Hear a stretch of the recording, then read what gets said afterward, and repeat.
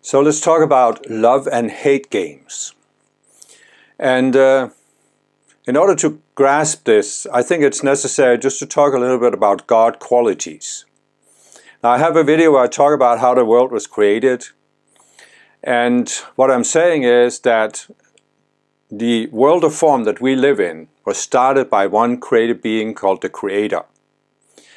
And there are different levels of this world of form. I talk about different spheres that were created and then ascended, and we are living in the seventh sphere. So there's an entire hierarchy of ascended beings between us and the Creator. And part of the function of all of these beings is to pass on the energy received from the Creator. Because as science has proven, everything is energy. So everything is driven by energy, and this stream of energy that drives our world of form is coming from the Creator, and there's a stream of this energy. Now, of course, the energy that comes directly from the Creator is a very, very high vibration that we couldn't deal with. I mean, it's like the only comparison is if we got too close to the sun, we would burn up, and the same with the Creator's energy. So it's stepped down by these layers of ascended masters. But in being stepped down, it's being stepped down in vibration. And that doesn't mean that conditions are imposed upon it. So what I'm getting at is that if you look at our particular material universe that we live in, it's created by a combination of 7 God qualities. So we can also say that the original energy that comes from the Creator, there's just one kind of energy. But it is gradually, by this hierarchy of ascended beings, split into 7 distinct qualities. And this is what is called the 7 spiritual rays. And so there were 7 ascended beings called the Elohim who created the earth, for example, by using a combination of these 7 spiritual rays. And one of these spiritual rays is the 3rd ray, which is called the ray of love. But the love of the 3rd ray, even though it is stepped down from the Creator, and even though it has a quality that's different from, for example, the 2nd ray of wisdom or the 7th ray of freedom, it's not conditional love.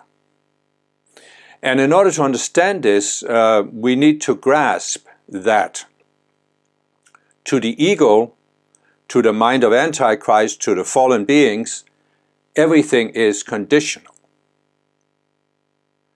They cannot experience a God quality. Just take a second to think about this. A person who has stepped into the duality consciousness cannot experience a God quality because it experiences everything through a filter, and that filter has the 2 opposite polarities. So we can take the word love, and this is in a way the dilemma of the Ascended Masters when they give teachings. They have to use words because that's what we can understand. But the purpose of the Ascended Master's teachings is not to have us focused on words. That's what you see so many religious people are doing. For example, fundamentalist Christians. The Bible is the Word of God. Every word is the Word of God and has to be taken literally. That's not what the Ascended Masters are talking about, because for the Ascended Masters, the words are only a tool for helping us connect to the Masters so we can experience the Master's presence, we can experience the God qualities. So when the Ascended Masters talk about love, they don't want us to take their teachings and turn them into some kind of gospel. They want us to take the teachings and experience love, the God quality of love that is, again, if we have to put a word on it, it's unconditional. But you see, when the Ascended Masters say the word love, those who are in the duality consciousness will look at that teaching through the filter of duality. And in duality, they can only see love as conditional. And what that means is that love is a dualistic thing that has an opposite. In reality, these God qualities, they don't have opposites. What does that mean? Just think about it. When you are experiencing divine love, spiritual love, you are experiencing it as a flow that has no conditions. Conditions means various things, but it also means that you have a room for division. There are certain conditions, this is love. Other conditions, this is the opposite of love, hatred. But when you experience divine love, you don't experience these conditions. So where do the conditions exist? They exist only in the mind of separation, the mind of duality. And this means what? It means that when you are looking at love through the filter of duality, you are not seeing love. You are seeing a concept of love that's created in the dualistic mind. So in other words, people who are trapped in the dualistic mind, they don't experience the God quality of love. They only experience a human love. A humanly defined form of love, which is not love, it's a concept of love. You see, you can take a person and you can tape his eyes shut, and you can take him to the beach and the sun is going down, and you can explain to him what the sunset looks like. And if he's never seen a sunset before, he or she is going to have a concept of the sunset. But then you can take the tape off and the person opens its eyes, and now it's not a concept, it's an experience. And this is what the masters want us to have. They want us to have this inner, intuitive, mystical experience of what their teachings really mean, and of their presence. So, of course, the masters want us to experience divine love. But in order to experience divine love, we have to realize that we will never have that experience through the outer mind that is based on duality. The ego can never experience divine love. The ego can only have a concept of love. So how do we experience love? By realizing that the core of our identity is the conscious you.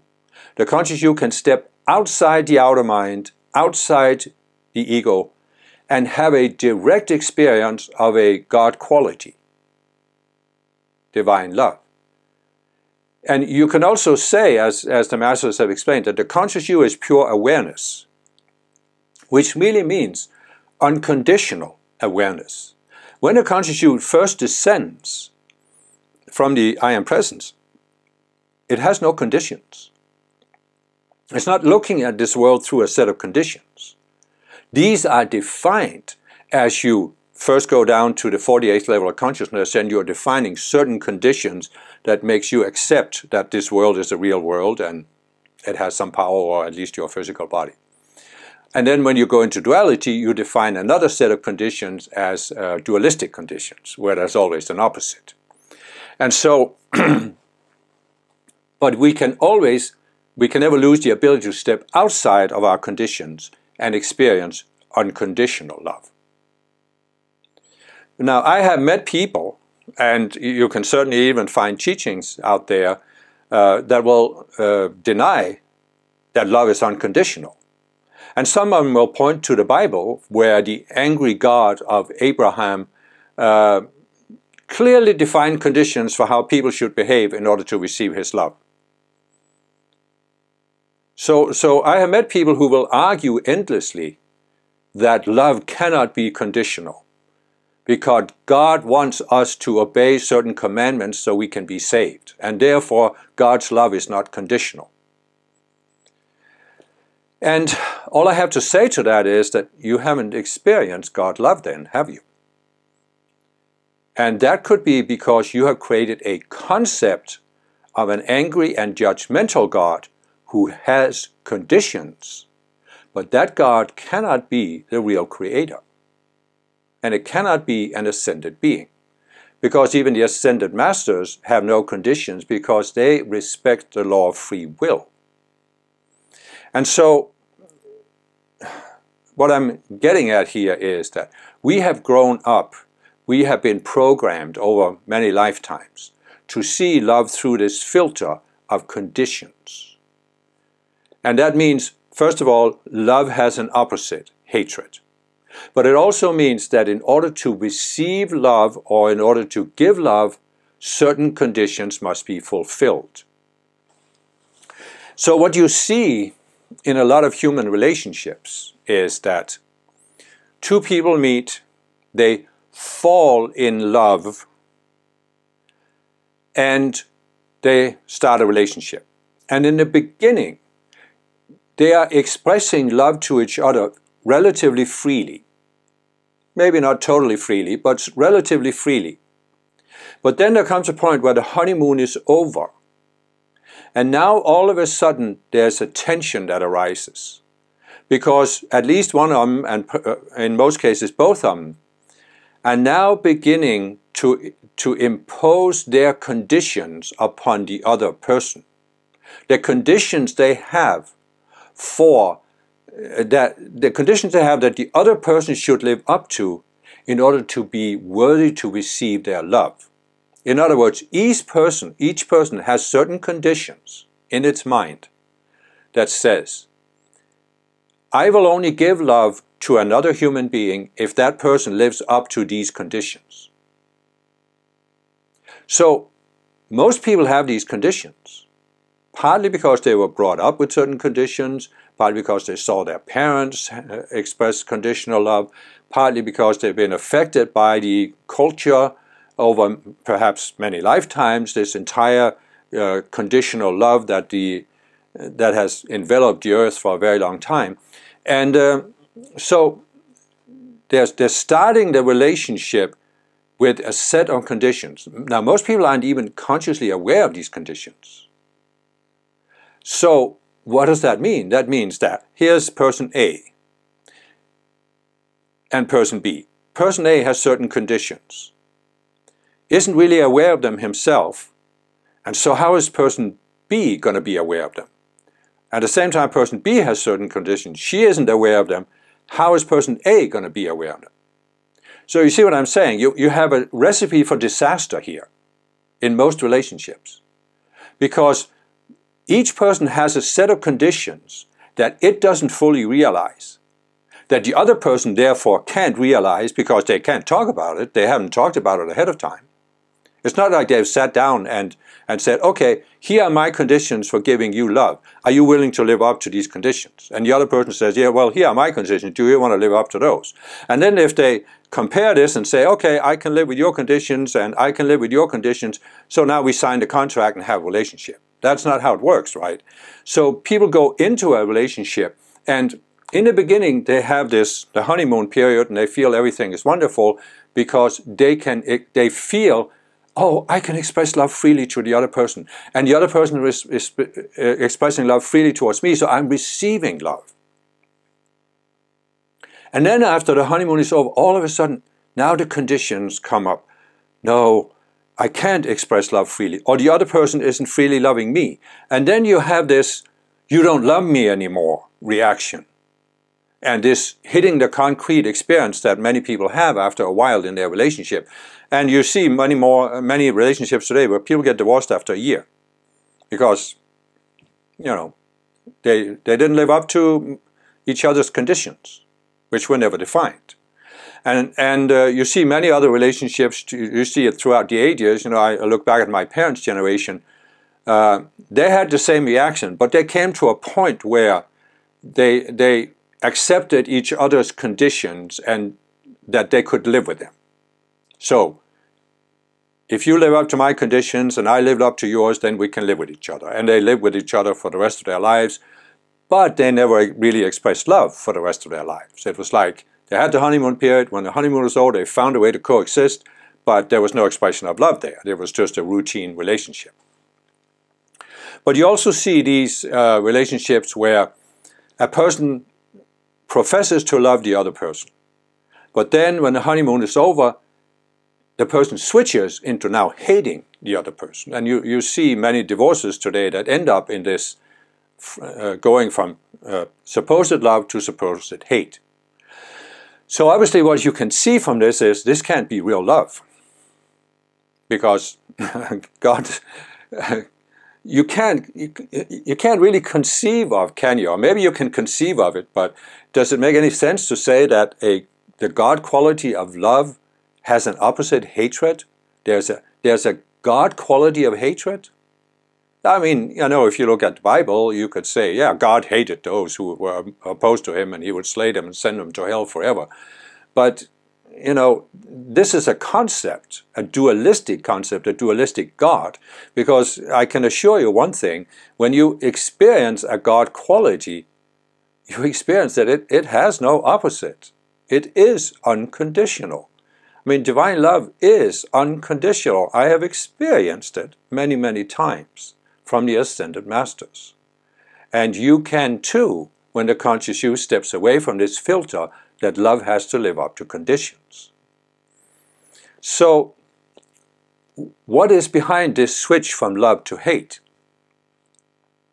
Where you can see, you know, somebody is professing to love another person, but it's clearly a game they're playing. Then they switch and go into hate, and that's clearly another game. There's a love game, there's a hate game. But they're both games, because they're both based on these conditions. I love you if you live up to my conditions. If you don't live up to my conditions, I hate you. What's behind this? It is what we've talked about before, the ego's control game. If you can switch from love to hate, it's a control game. First, you are actually seeking to control the other person through what you profess to be love.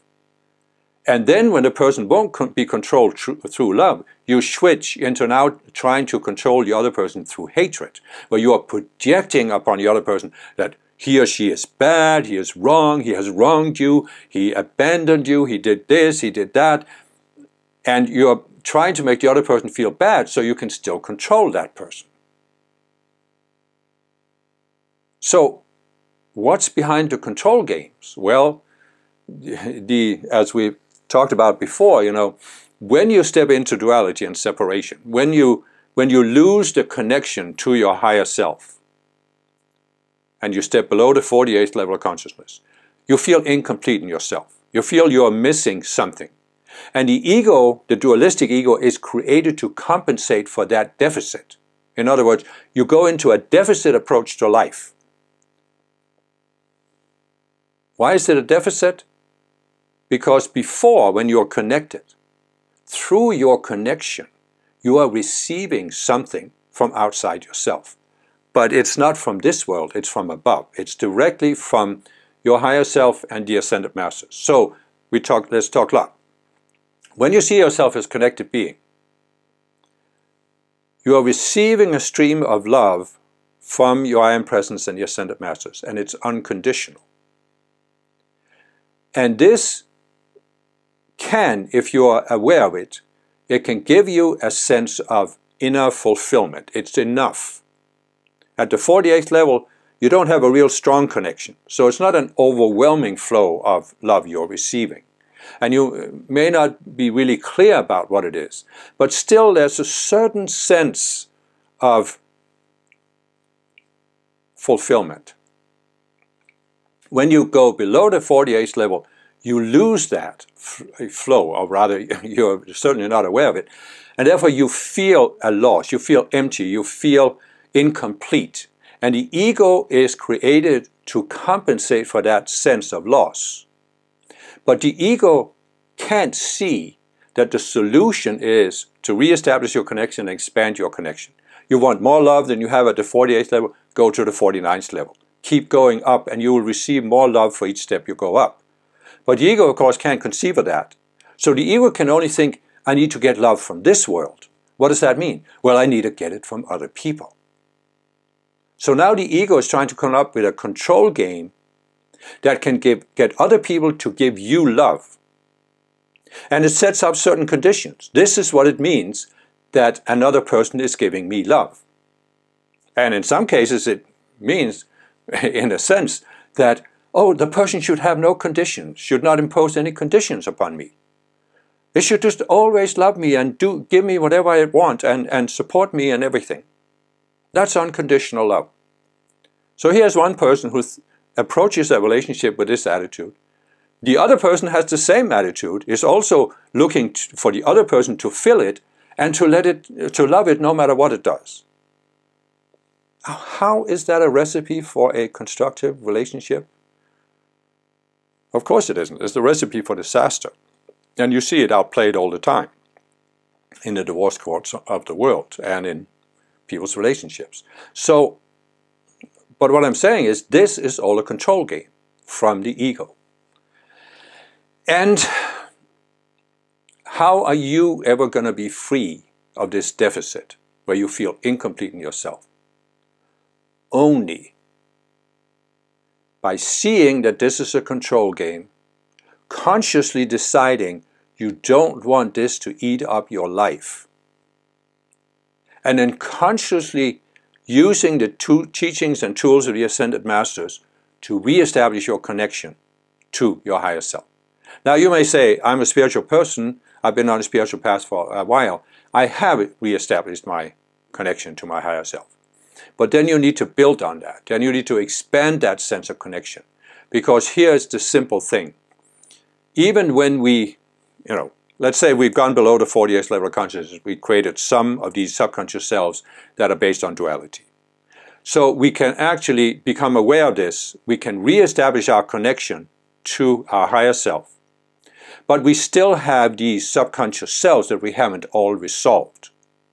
Right? So now we are in a different position than we were when we first ascended, where we didn't have any dualistic selves. We started at the 48th level and we didn't have anything pulling us below. But now we do, even though we may have gone beyond the 48th level. Basically what the Masters are saying that between the 48th and the 96th level, you will be dragging some of these dualistic cells with you. You shed them, but gradually, but you will have some with them until you go above the 96th level. So you have to realize here that even though you are a spiritual person, you can still have these subconscious selves that are trapped in this love-hate game. Obviously you have one subconscious self that defines conditions for what it means that other people love you. You have another that defines that if they don't live up to these conditions, it's okay to hate them. There are other selves, of course, but these are just the two extremes. So what I'm saying is, if you look at yourself honestly, you look at your relationships and see, oh, I see this pattern in me. Maybe I didn't switch directly to hating another person, but I certainly see how I've approached a relationship with these expectations that the other person will live up to certain conditions, and I was disappointed. Well, good. That is a perfect opportunity to expose a part of your ego, to expose this control game of the ego and be free of it. Now, I understand very well that whenever we talk about this, the default reaction of the ego is always denial. Oh, I don't have that problem. Oh, I didn't do it that way. No, it didn't mean what he's saying, that I have a control game. No. It was necessary because of. I understand this because I went through it myself. This is sort of the dilemma again that the Masters are facing. When they start talking about the ego and the ego games, the default reaction of the ego is always, oh, but yeah, I understand that this is how other people's egos work, but I don't have that problem. That's what the ego always tries to do. But the only way to be free of an ego game is to be willing to look at it. To look at yourself and say, oh yeah, I see it. But I also see, and here is the trick. If you claim that you have walked the spiritual path and you are a spiritual person, you should have enough connection to your higher self that you can make a conscious decision. I would rather come closer to my higher self than be trapped at my present level of consciousness. And the only way to do that is to look at the subconscious selves that are keeping me, that are holding me, that are imprisoning me at my present level of consciousness. So therefore, this is what I realized in myself, that if I really claim to be a spiritual person, I should be willing to look at my ego. Because if I'm not, I can't really claim to be a spiritual person. So I had one of these hitting the concrete experiences where I simply had to look at this. And it doesn't mean that you're going to see your ego all at once and you're going to feel totally devastated because you have such a bad ego. It just means you are willing to look at one thing at your present level of consciousness. Say you're at the 60th level of consciousness or the 82nd. You need to look at the selves you're dealing with at that level, be willing to see that, and go higher. And that's why it's when you do it that way, it's not overwhelming. It's something you can deal with. Because if you're at the 82nd level of consciousness, you are capable of overcoming the self at that level, or you wouldn't be there. But the only way to overcome it is to look. You have to look honestly and directly. Because otherwise, if you are denying it, if you're brushing it aside, saying, oh, no, that doesn't apply to me, I don't have that problem, you will not overcome it. This is the ego's main defense, most powerful defense. Oh no, I perfectly understand this teaching intellectually, and I really see how it applies to that person and that person and that person I know. But it doesn't apply to me. I've already overcome this problem. I've seen so many people on the spiritual path, and I did it myself for 20 years or more. Going into this, oh, I don't have that problem. And you will not make progress by taking this approach. You can look at yourself and you can see this is exactly how the ego hides. Behind that very reaction, oh, I don't have that problem. So what it boils down to when we're talking about love is you have the love games and the hate games that people play. And people are playing innumerable love games. You can even play a love game with the Ascended Masters. You can profess that you love the Ascended Masters. But here's the deal. When it all comes down to it, you have to find something you love more than the ego. You, the conscious you. You have to look at, what do I love more? And the only way you're going to grow is if you become conscious that you love either your higher self, you love the Ascended Masters, you love God, you love growth, self-transcendence, more than staying where your ego wants you to stay. It's the only way. Now this may seem like a catch-22 because through the filter of the ego you can't experience divine love. But as I said, the conscious you can step outside of the ego and you can experience divine love. I've had that experience many times. I think most spiritual people have had it. I have met people on the spiritual path who all they had was intellectual understanding. They hadn't yet had the direct experience. But I think even such people, if they were willing to look at themselves, which they probably aren't, they probably wouldn't even watch a video like this, but if they were willing to look at themselves and see that they are taking an intellectual approach, they could also step away from that. But you really have to experience it. Now, here's the trick, You can say, oh, here's a person, I grew up with this conditional view of love, that other people have to live up to conditions before they're worthy of me giving them love.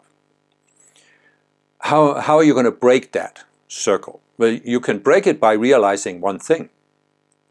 God's love is beyond conditions. This means God's love, spiritual love, unconditional love, cannot flow through you if you are imposing conditions. So therefore, you have to work on these conditions. Look at the subconscious selves that have defined the conditions and let them go. You have to be willing to give love without imposing conditions. Because here's the trick.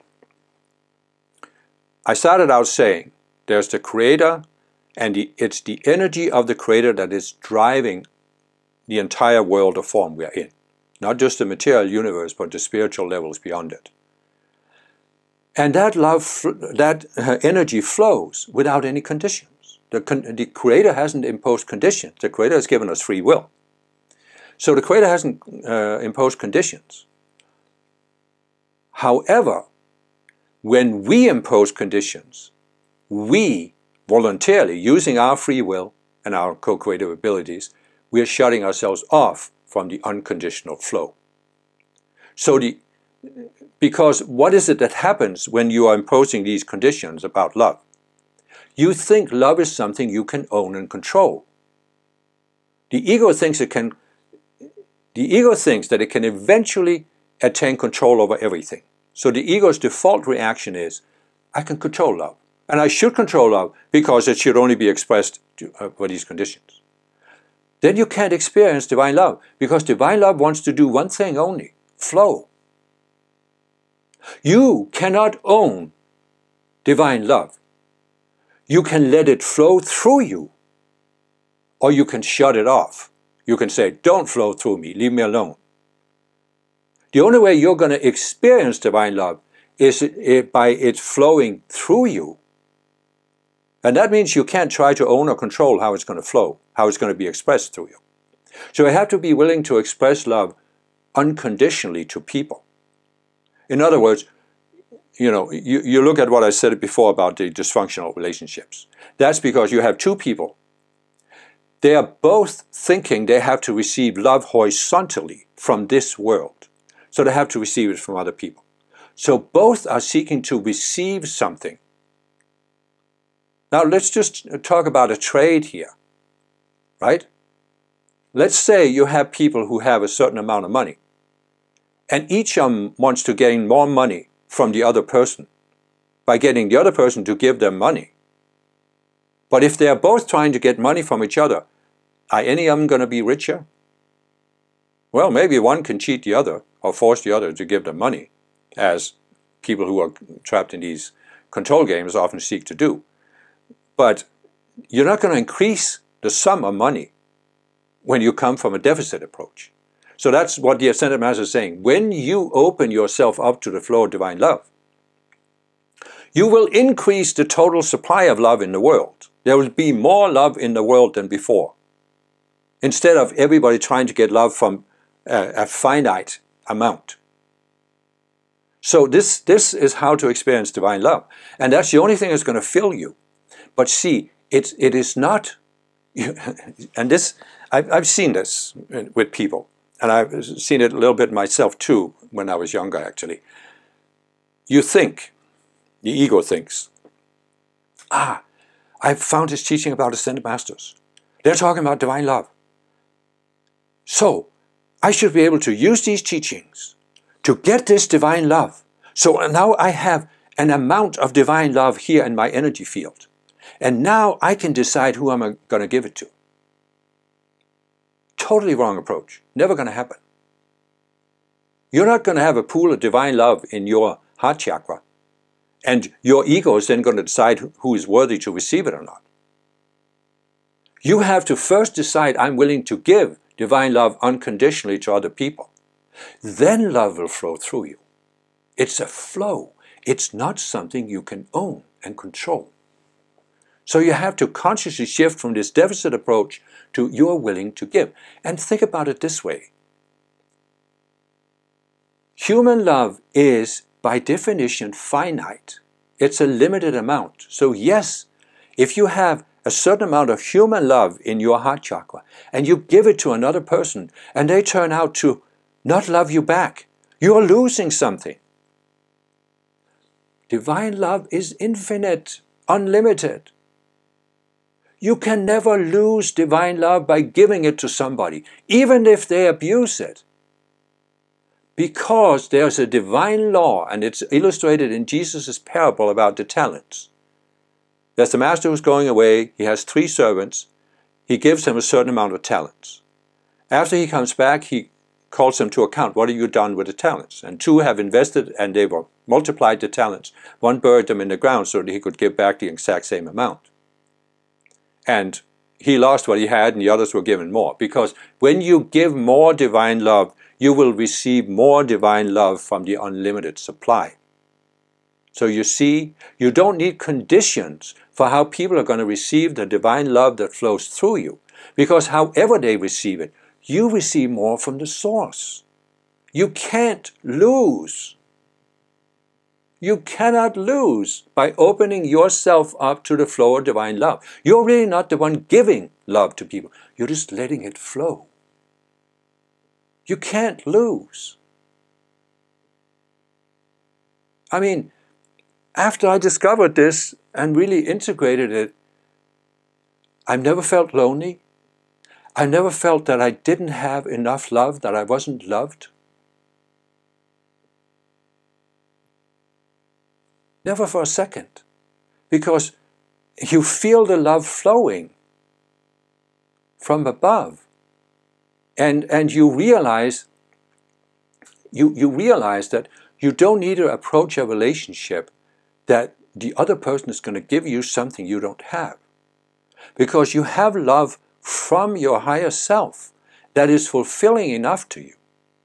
So you're approaching a relationship in a different way, more in a giving way. What can you give to the other person, or what can you together create and experience? What kind of relationship can you create? Because you can always do more by being in a constructive relationship than you can do alone. So, but that's not a deficit approach. And so all I'm trying to say here is that you cannot lose by looking at the ego's love and hate games, identifying that they are just games, and then just letting those selves die and opening yourself up to the flow of divine love. You can't possibly lose. And so anyway, I hope that this series of talks has helped you. As I said, they're all based on this book, Freedom from Ego Games. And obviously there's, more material in the books than I have covered in these talks. So if you feel this has helped you, you might want to read the book and take more time to study it. But anyway, I hope this has been helpful to you, and we'll see what comes next. There is actually another book about ego dramas.